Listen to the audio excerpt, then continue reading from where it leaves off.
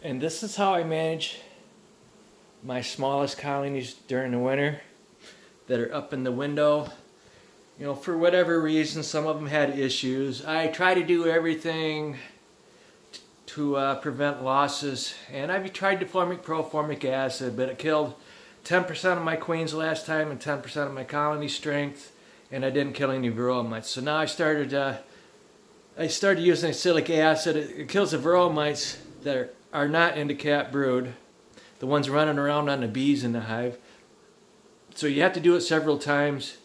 And during the summer, the bees are all bearding on the front of the hive, and you can't get all the bees in the hive to do a treatment.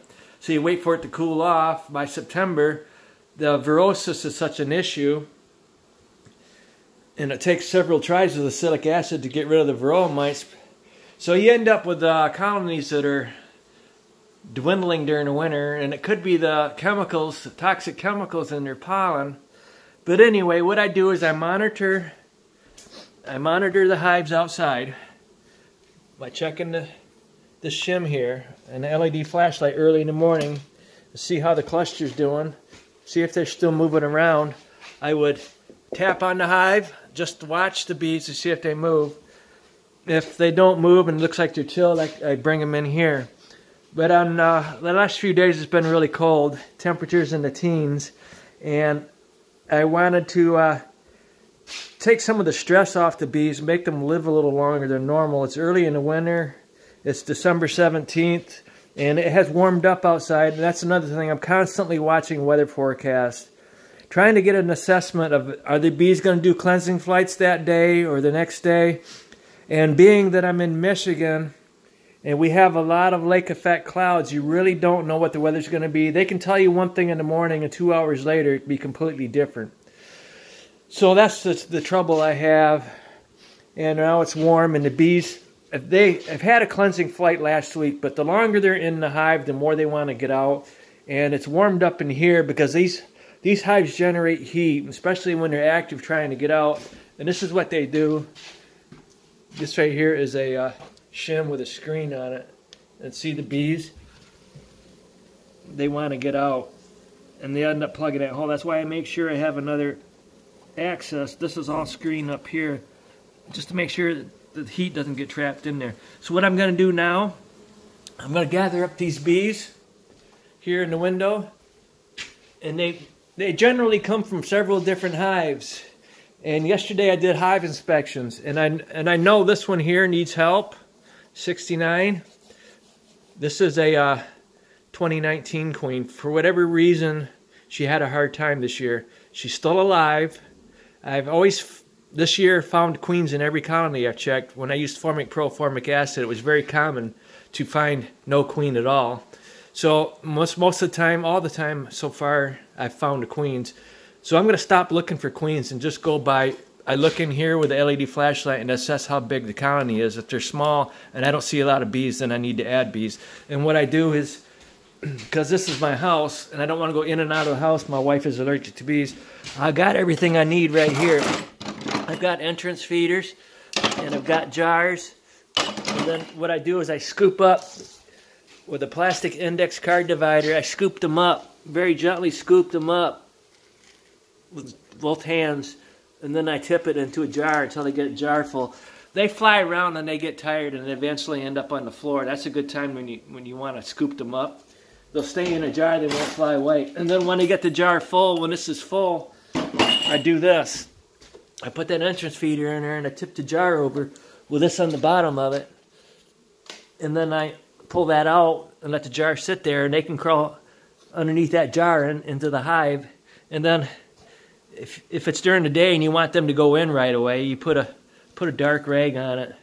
But I've got so many that I'm going to do this afternoon, and it's going to get dark here around 5 o'clock. I don't really need to worry about that. I'll just put one jar of bees on each hive, and then they'll go in the evening. During the night they'll go in, and then tomorrow I may do exactly the same thing until I get every one of these that's got the tape on it.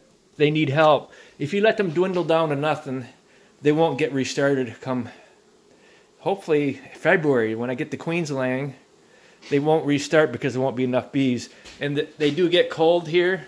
These are in the window and they get cold. If you don't have enough bees in there, the queen keeps laying and you never see any larvae because it's too cold for the larvae. So let me open this up over here and we'll see if they come out. This one right here needs to be released. It'll take them a while to see. See that? This colony is big enough I can take bees out and I can give them to other colonies. Now I don't know anybody else in the world that does this. Every one of these colonies is basically $150, $200 when they're full strength. That's how much they're worth. Why would you just want to leave them out somewhere and just hope that you have a colony next spring and find out they're dead outs? It just doesn't make any sense to me. Let them come out, go to the window. And sometimes I put cardboard in between the two doors here, and then they'll only go over to here. But because these hives are right here, I'll just leave this with light, sunlight, and then I'll gather these up and get them in jars. And I'll find some more. Any colony that has a mass of bees up here, they'll get too hot. If they're not too big, they're just fine. They could sit in here. They could sit in here for 3 months without any issues. See, I've gone through 2 Vortex winters with honeybees where they haven't been able to get out of the hive for over 4 months. It's not a big deal. As long as they're not getting hot, they can sit here forever. I don't heat this room. It's about 50 in here right now, and it's about 30 outside. They generated enough heat. The ones that had too many bees, they generate too much heat. That's why I want to release them and put those bees in these window colonies. Trying to make this as short as possible. Is there another one? Yeah, right here. There's another one right there. We'll let this one out. It'll take them a while to see the light. And then you just gotta watch where you step. I have a bee brush. I could brush them, but I found they stick to the bee brush. So when I use this here, I just carefully, gently scoot them across the floor, and they don't stick to that like they do a bee brush. Okay, you see all these bees right here? Now most people would think this is crazy. When they come out of the hive, they don't attack you. When you open the hive and start messing with their hive, that's when they want to attack you. But when they come out like this, they think you're outside and they won't attack me, and I'll just gather them up. They'll get tired, and then they'll drop to the floor, and I'll scoop them up. And if I don't have any on the floor, and I'm here and I got time, I could gather these bees up, and I put them in this container here with a trap door on it. See? A trap door. Until I get all of them gathered up. And you got to make sure you don't run out of daylight. You got to time this just right. You want to get all the bees gathered up before it gets dark, because once it gets dark, and then the only way you can see is with a flashlight or a light in the room, and then the bees will go to the light, even the light you have. But now, because it's daylight, they go to the window. Okay? Thank you.